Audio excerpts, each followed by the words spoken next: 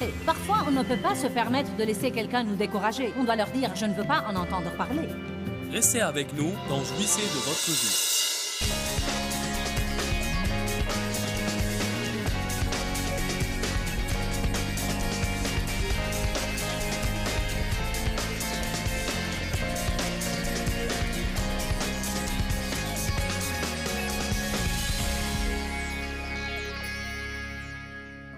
N'arrivez pas à la vieillesse et spéculez à la mère ou le père que vous auriez pu être, sauf que vous étiez occupé à gravir les échelons du succès pour passer du temps avec vos enfants.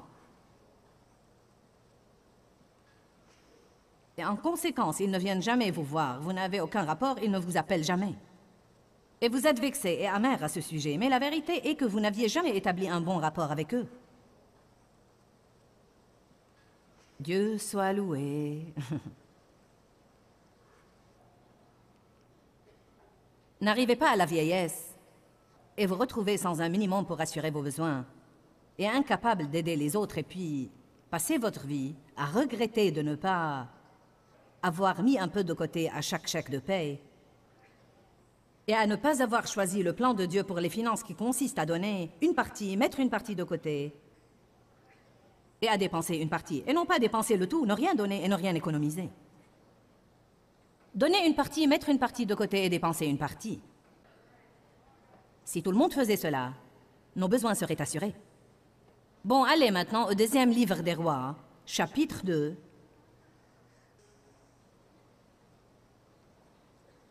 Alors, à 2 rois, chapitre 2. Vous verrez qu'Élisée, qui était au service d'Élie, a fait beaucoup de bons choix. Lorsque vous avez un appel de Dieu sur votre vie, vous devez vous concentrer sur cet appel. Et pour rester concentré sur cet appel, vous allez devoir dire non à d'autres choses qui vont tenter de captiver votre attention, de voler votre temps et de ravir votre énergie. Allez maintenant, j'ai dit, vous devez rester concentré et vous ne pouvez pas jeter le blâme sur la société et à quel point on est occupé et combien tout le monde exige de vous. Si vous voulez faire ce que Dieu vous a appelé à faire, vous devez apprendre à dire non quand il le faut aux gens que Satan essaye d'utiliser pour vous voler votre destin. Vous savez que le diable utilisera des personnes bien intentionnées, même des gens qui vous aiment, pour vous voler votre destin si vous ne restez pas focalisé. Allez maintenant. Voici quelqu'un qui savait bien ce qu'il voulait, qui n'allait laisser personne l'en détourner. La Bible dit, gardez les yeux droits devant vous, sans vous écarter ni à droite ni à gauche, c'est-à-dire restez concentrés. Une des raisons pour lesquelles nous jouissons du succès dans ce ministère, c'est parce que je suis qui je suis et qui je ne suis pas. Je sais ce que je suis appelé à faire et ce que je ne suis pas appelé à faire. Et je fais ce que je suis censé faire. Je ne suis pas là à faire ce que vous demandez, à assurer ce que vous exigez et à courir sans but ici et là. La Bible dit que celui qui est appelé à enseigner s'attache à son enseignement et celui qui exhorte s'attache à l'exhortation. Que celui qui donne le fasse avec libéralité. Nous devons savoir ce que nous sommes censés faire et nous consacrer à cela. À bon entendeur, salut. Je le répète, vous ne pouvez pas faire ce que tout le monde veut que vous fassiez. Quiconque veut entendre un oui, il ne va pas l'apprécier quand vous leur dites non. Et donc, vous n'allez pas être populaire et être dans la parfaite volonté de Dieu. On paye un prix pour la popularité, et ce prix qu'on paye, c'est le compromis. Quelque part en chemin, on doit transiger avec notre conscience ou avec notre cœur pour être populaire. Ce n'est pas étonnant que la Bible dise « Malheureux êtes-vous lorsque tous les hommes disent du bien de vous ». En d'autres termes, si vous êtes aimé de tout le monde, vous n'êtes pas avec Dieu sur toute la ligne. Alléluia! Quand quelqu'un tient des propos déplaisants sur moi, je peux dire « Je dois être dans la volonté de Dieu ».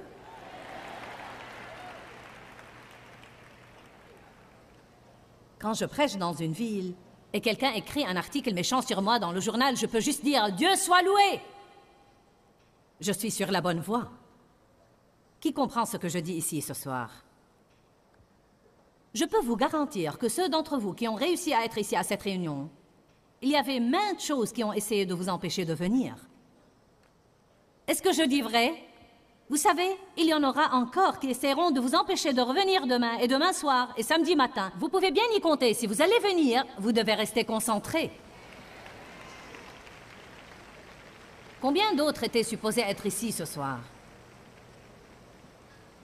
Nous aurions fait certainement salle comble. Il y aurait même eu une file à l'extérieur, car il y a des gens avec un tel fouillis dans leur vie qu'on ne devrait jamais avoir de siège vide dans les églises où la parole est prêchée. Jamais, jamais n'auriez vu un siège vide. Mais c'est une question de choix. Satan essaiera toujours de détourner les gens de leur décision initiale.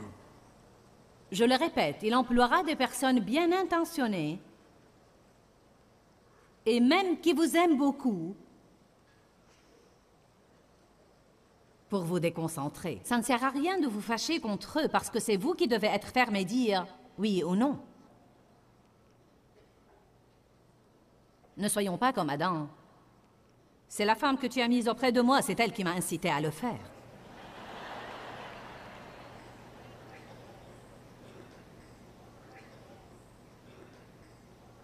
Deuxième livre des rois 2.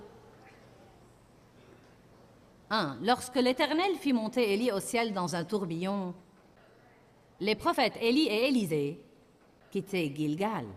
Verset 2. Élie dit à Élisée, on se rappelle que Élie était un grand prophète et que Dieu avait appelé et consacré Élisée à son service. Et jusqu'alors, il avait accompagné Élie pendant des années et effectué des tâches comme lui apporter de l'eau et porter son manteau et faire ses courses et ce genre de choses. Verset 2. Élie dit à Élisée, « Reste ici, je t'en prie, car le Seigneur m'envoie jusqu'à Béthel. » Mais Élisée répondit, « Par la vie du Seigneur et par ta propre vie, je ne te quitterai pas. » Qu'est-ce qu'il a dit? « Reste ici. » Il a répondu, « Ah non, je reste avec toi. » Les fils de prophètes qui étaient à Béthel sortirent vers Élisée, et en voilà encore plus qui viennent. Sais-tu qu'aujourd'hui l'Éternel va enlever ton maître dans les airs? Il répondit, oui, je le sais, moi aussi, taisez-vous. Élisée était vraiment décidé sur quelque chose. Il restait concentré et ne voulait surtout pas être distrait à ce moment-là. La paix, taisez-vous, j'ai quelque chose à l'esprit. Essentiellement, ce qu'il disait, c'était, ça ne va plus servir à grand-chose de le suivre.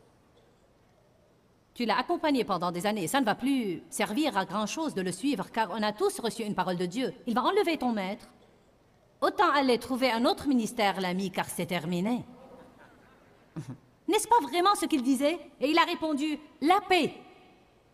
Taisez-vous, je ne veux pas en entendre parler. Parfois, on ne peut pas se permettre de laisser quelqu'un nous décourager. On doit leur dire, je ne veux pas en entendre parler. Je ne veux pas en entendre parler.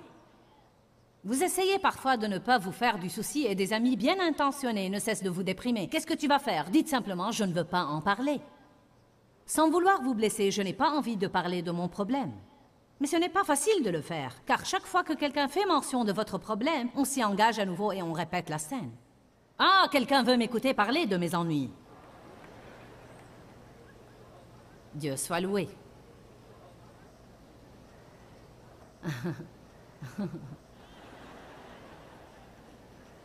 Pensez-vous que le diable abandonne du premier coup? Non. 2 Rois 2,4. Élie lui dit, Élisée, reste ici, je t'en prie, car le Seigneur m'envoie à Jéricho.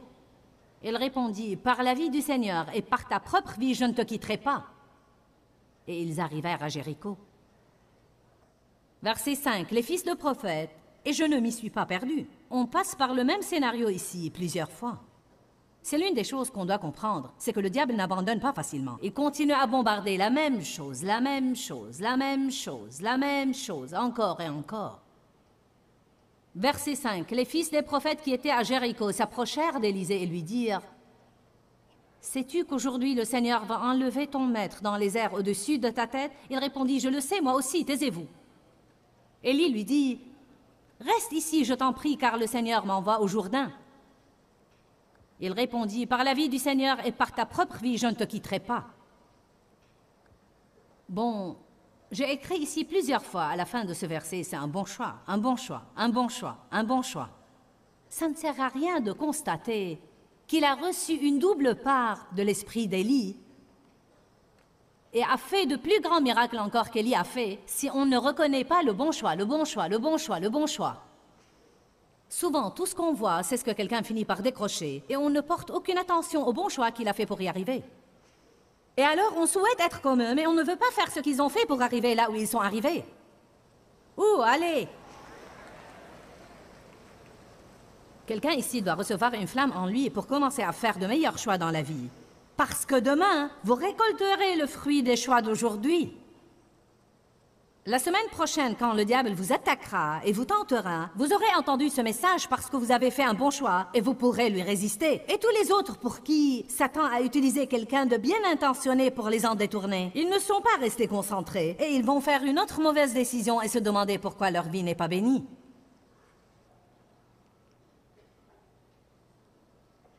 Je parle en général et non pas du fait qu'ils ne sont pas venus ici. Lire, prier, étudier la Bible, se lever et aller à l'église, ce sont tous des choix. Si vous continuez à lire jusqu'à la fin, vous verrez qu'Élie lui a finalement dit « Demande ce que tu veux ». Il a répondu « Je veux que vienne sur moi une double part de ton esprit ». Il a dit « Tu demandes une chose difficile, mais si tu me vois pendant que je serai enlevé loin, si tu maintiens l'attention jusqu'à la fin, voilà ce que je constate. Si tu tiens ferme jusqu'au bout, quelles que soient les circonstances, si tu as les yeux toujours fixés sur moi quand je serai enlevé de toi, alors ce que j'ai viendra sur toi. Je me demande combien de gens sont assignés à quelqu'un d'autre, mais ils n'aiment pas leur travail. Alors ils l'abandonnent et filent et essayent de trouver un rôle qui soit un peu plus avantageux dans la chair. Je me demande combien de personnes tiennent ferme dans un travail de service et le maintiennent jusqu'au bout. Je me demande combien de fois Dieu peut affecter quelqu'un à un homme ou à une femme de Dieu pour l'aider et se mettre à leur service, et ils peuvent le faire jusqu'au bout sans essayer de créer un schisme ou de voler leur ministère ou blablabla. Bla, bla, bla.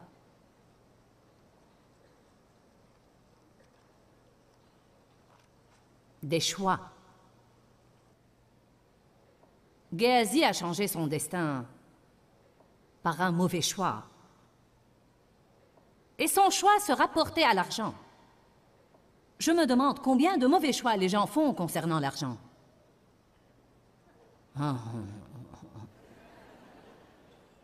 Wow. Il me faut ça tout de suite. Je dois l'acheter immédiatement. Et on va s'endetter pour ça et en payer le prix 10 fois plus cher, étant donné que pour acheter un article de quelques centaines de dollars, on paye des milliers quand on ajoute tout l'intérêt, car il nous le faut immédiatement. Dieu soit loué. Je prêche bien, même si vous ne souriez pas.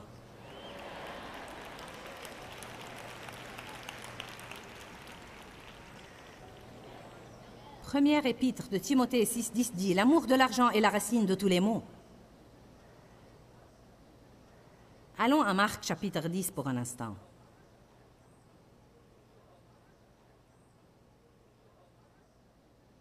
Que tout le monde dise des choix.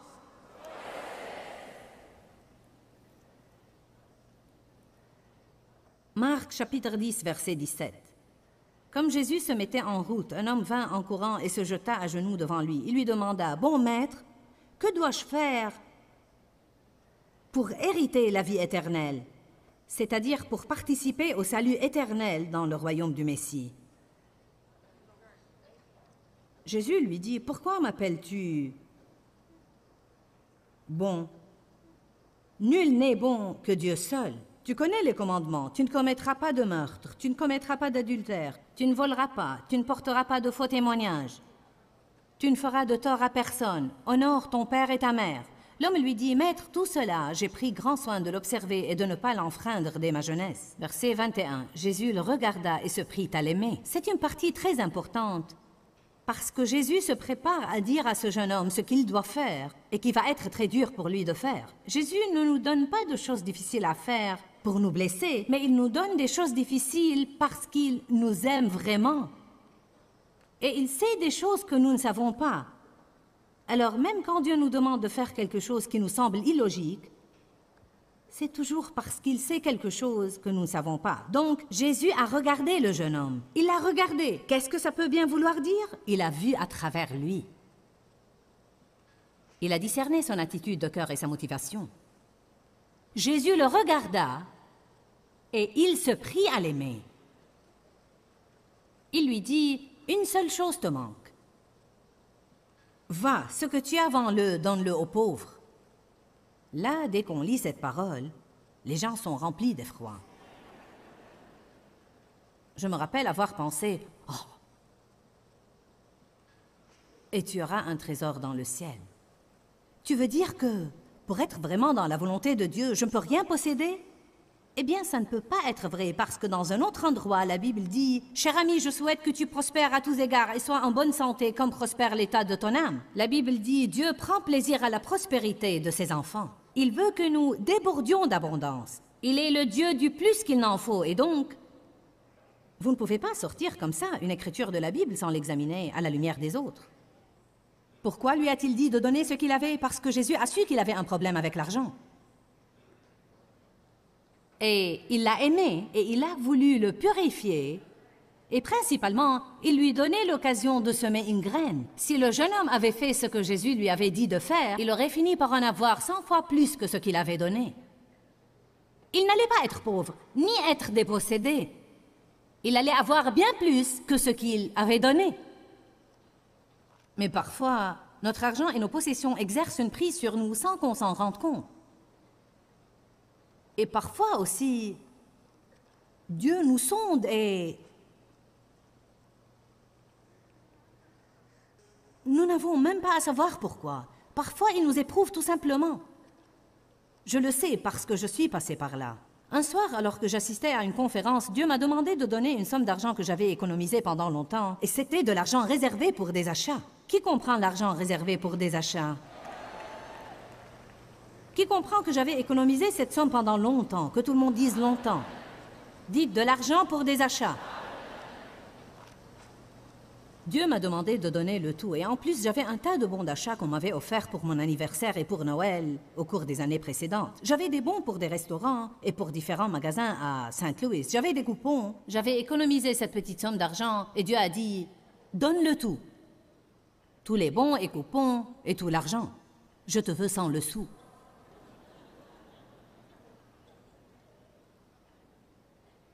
J'ai dû écouter pendant quelque temps.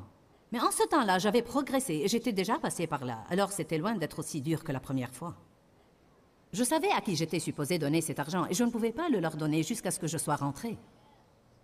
Ce que je me prépare à vous dire est l'exacte vérité. Dans mon cœur, j'avais semé cette somme parce que je savais que j'allais donner l'argent à la personne en question. Et avant même d'être sorti du bâtiment ce soir-là, quelqu'un m'a remis le montant exact que j'avais promis. Exact. Depuis ce jour-là, l'argent que j'ai eu en poche pour des achats n'a jamais été moins de 3 ou 4 fois le montant que j'ai donné. Dieu n'essaie jamais de prendre quoi que ce soit de nous, mais il va nous sonder et nous demander de faire des choses que nous ne voulons pas faire. Il n'essayait pas de prendre l'argent de ce garçon. Il l'a aimé. Jésus l'a regardé et il l'a aimé et il lui a dit « Voilà ce qui te manque. Tu dois te débarrasser de tout ce que tu as. » La Bible dit que ce jeune homme s'en alla tout triste, affligé et découragé parce qu'il avait de grands biens.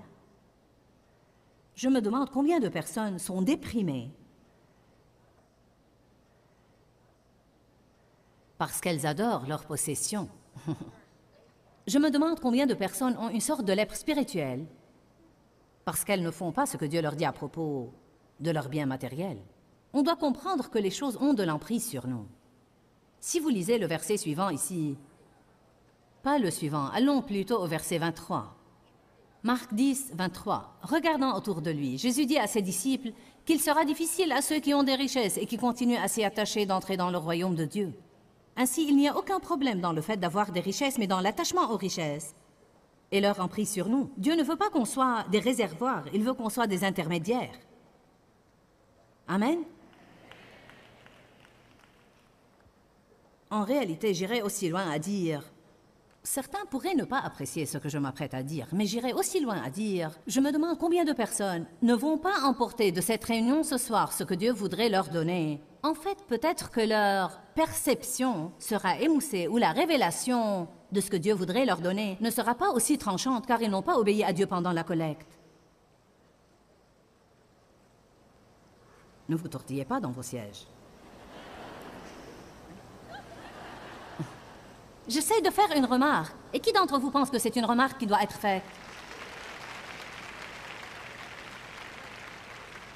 Allez à Romains 5. Je veux vous montrer ce que je pense être une écriture étonnante.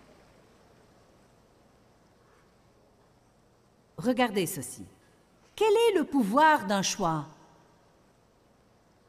Romains 5, 19. De même, en effet, que par la désobéissance, l'insoumission, l'imprudence et la négligence d'un seul homme, la multitude a été rendue pécheresse. De même aussi, par l'obéissance d'un seul, la multitude sera-t-elle rendue juste, rendue acceptable à Dieu avec un rang honorable devant lui. Le seul mauvais choix d'Adam a affecté tout être humain qui ait jamais vu le jour, et le seul bon choix de Jésus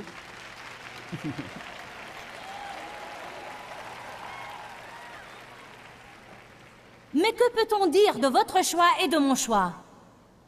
Combien de personnes sont affectées quand on fait un mauvais choix ou un bon choix? Je me rappelle une période où Dieu a intervenu dans ma vie. Et j'ai été remplie de l'Esprit Saint en 1976, et mes amis n'ont pas aimé ça. Parce que c'était radical et nouveau. Et elles n'ont pas pu comprendre. Faire de bons choix dans nos vies, parce que les bons choix apportent la joie dans nos vies, et les mauvais choix ne mènent qu'au regret. On connaît tous des gens qui sont arrivés à la fin de leur vie, et tout ce qu'il leur reste n'est que regret. Le regret sur ce qu'ils ont fait ou omis de faire, et sur la façon dont ils ont traité les gens. La seule manière d'éviter cela, c'est de faire de bons choix maintenant. La sagesse, c'est de faire à présent ce qui nous rendra heureux plus tard. Choisissez de marcher dans la sagesse. Cherchez Dieu avant de prendre des décisions qui pourraient affecter votre vie. Il n'est jamais trop tard pour commencer à faire de bons choix. Je dis aux gens, si vous respirez encore, il n'est pas trop tard pour recommencer à nouveau. Dieu merci qu'avec lui, ses bontés se renouvellent chaque matin et qu'on peut repartir de nouveau à tout moment. Pourquoi, Seigneur, pourquoi? Dans ce livret, Joyce Meyer nous enseigne à travers la parole comment être délivré de la confusion. Pour obtenir ce livret gratuitement, écrivez-nous à Joyce Meyer, boîte postale 40095-6300, Larnaca, Chypre. Ou bien visitez notre site web www.joycemeyer.org/fr.